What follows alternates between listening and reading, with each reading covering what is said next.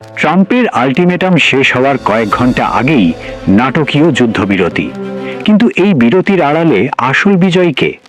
ধ্বংসস্তূপের ওপর দাঁড়িয়ে ইরান কি কৌশলগতভাবে আমেরিকাকে হারিয়ে দিল? উত্তরটা অত সহজ নয়। পারস্য উপসাগর হঠাৎ শান্ত হলেও প্রশ্ন উঠছে, ওয়াশিংটন কি শান্তির খোঁজে এই পথে হেঁটেছে, নাকি পরাজয়ের গ্লানি ঢাকতে বিরতি নিয়েছে?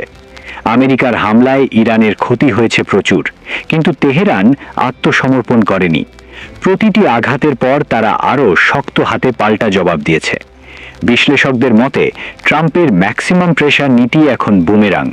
হরমুজ প্রণালী বন্ধের উপক্রমে বিশ্ব অর্থনীতি কেঁপে উঠেছিল। ট্রাম্প জানেন যুদ্ধের মানেই তেলের দাম আকাশচুম্বী হওয়া, যা আসন্ন মার্কিন নির্বাচনে তার নিশ্চিত পরাজয় ডেকে আনবে।